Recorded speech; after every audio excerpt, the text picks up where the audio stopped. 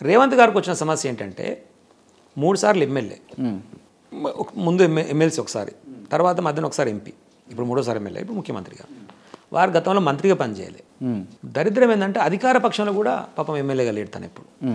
దాంతో ఏమైపోయిందంటే రివ్యూలలో ఇప్పుడు నేను అడ్మినిస్ట్రేషన్ సంబంధించి కేసీఆర్ గారు రివ్యూలో కూర్చున్నా, కేటీఆర్ గారు రివ్యూలో కూర్చున్నా, హరిచంద్ర రివ్యూలో కూర్చున్నా, జగదీష్ చంద్ర రివ్యూ మా జిల్లాలో అన్నింటిలో కూర్చుంటే మినిమం అవగాహన వస్తుంది. చాలా గొప్పగా వస్తుందని కాదు కానీ గిట్లా అవుతుందా అని ఒక ఐడియా వస్తుంది.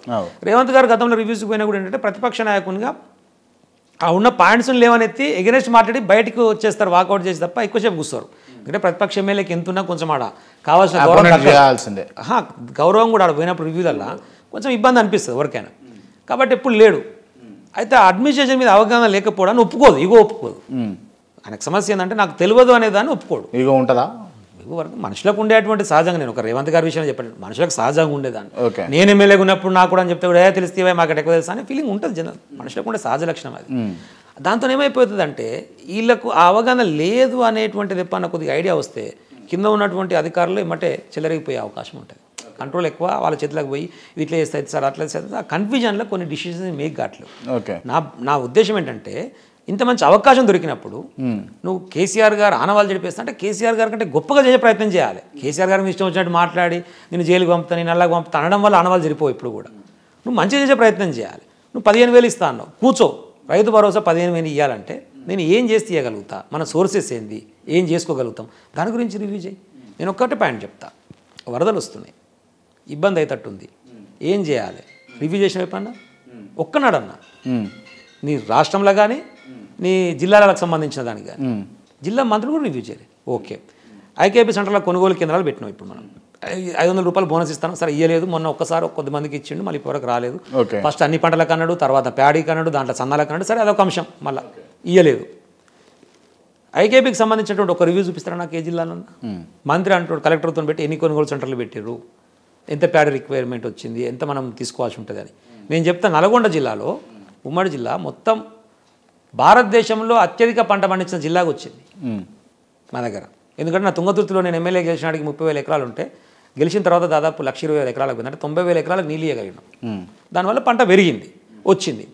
ఇప్పుడు ఓన్లీ కొత్త నల్గొండ జిల్లాకు చూస్తే గతంలో మొత్తం జిల్లా మొత్తం వచ్చేటువంటిది ఎంత ఉంటుండేనో ప్రొక్యూర్ చేస్తే, మొన్న వీళ్ళు ప్రొక్యూర్ చేసినటువంటి మొత్తం చూస్తే ఒక నల్గొండ నియోజకవర్గం ఎంత ఉంటుండేనో గతంలో అంతే ఉంది జిల్లా మొత్తం కలిపి. అసలు ఎవరైనా రివ్యూ చేసిర్రా? అడ్మినిస్ట్రేషన్ మీద అవగాహన ఎందుకు అంటున్నా అంటే నేను అసలు రివ్యూ జరగట్లేదు. వరదలు వచ్చినప్పుడు ఇక్కడ వారు ఉండే ఆఫీస్ హరీష్ గారు ఉండే, కలెక్టర్ కూడా చేశారు రంగారెడ్డి, ఆయన డిజాస్టర్ మేనేజ్మెంట్ దాని సెక్రటరీ ఉండే. జమ్ములో ఎన్నికలు వచ్చినాయి, వస్తే ఎన్నికలకు ఇక్కడి నుంచి పోతారు అబ్జర్వర్స్, ఆయన పంపించారు. ఆయన పోయి రిక్వెస్ట్ చేసిండు సిఎస్ గారిని, మేడం మీద వాతావరణము ఇట్లా అంటున్నారు, మరి వరదలు వచ్చే అవకాశం ఉంది అంటున్నారు, మరి ఈ టైంలో నేను ఉంటే బాగుంటుందేమో అంటే పర్లేదు చెప్పి నాకు తెలుసు కానీ మీరు వెళ్ళండి అని. ఆయన వెళ్ళిపోయాడు. వరదలు వచ్చినాయి, మనం కూడా తిరిగినాం, అక్కడక్కడ కోదాడ పోయినాం, ఖమ్మం పోయినా తిరిగి వచ్చినాం. సరే అదొక అంశం.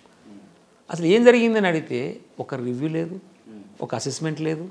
కేంద్రానికి పంపాలి కదా నువ్వు కనీసం, గింత అయిందని చెప్తాందుకు, ఎందుకు పంపలేదు అని చెప్పేసి సిఎస్ గారి దగ్గర జనరల్గా ఏంది జరిగితే అసలు ఆ డిపార్ట్మెంట్కి సంబంధించినటువంటి సెక్రటరీ లేడు, ఆయన డ్యూటీలో పోయి ఉన్నాడు. మరి ఆయన లేనప్పుడు కనీసం దాన్ని ఎవరికైనా ఇన్ఛార్జ్ అని ఇవ్వాలిగా, ఇన్ఛార్జ్ కూడా ఎవరికి ఇవ్వాలి? అసెస్మెంట్ చేసేటోడు వీళ్ళకి ఇచ్చేటోడు కేంద్రానికి పంపేది ఎప్పుడు. అప్పుడు మీరు చూస్తే ఒకసారి అప్పుడు కిషన్ రెడ్డి గారు మాట్లాడారు ప్రెస్కు, అసలు మాకు అసెస్మెంట్ కేంద్రానికి రాలేదండి, మేము ఎట్లా సపోర్ట్ చేయాలి, మాకు అసలు రాంది అని చెప్పేసి.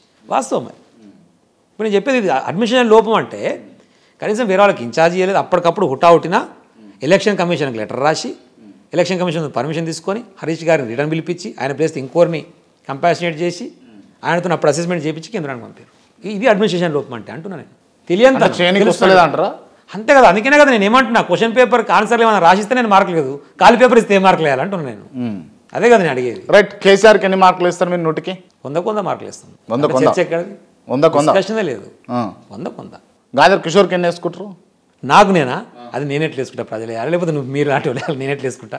నా మార్కులు నేను దిద్దుకునేది ఉంటే నేనే గెలుతుంది కదా, మన సంతకం పెట్టుకొని మార్కులు వేసిన అవతల కదా, నేను కాదు కదా. రేవంత్ ఎక్కడ ఫెయిల్ అవుతున్నాడు ముఖ్యమంత్రిగా అని అంటే ఏం చెప్తారు? అంటే వారికి ఉండేటువంటి ప్రెజర్ కూడా రీజనల్ పార్టీస్లో ఉండేటువంటి అడ్వాంటేజ్, నేషనల్ పార్టీస్లో ఉండేటువంటి డిసడ్వాంటేజ్ ఒక్క పాయింట్ దగ్గర ఏంటంటే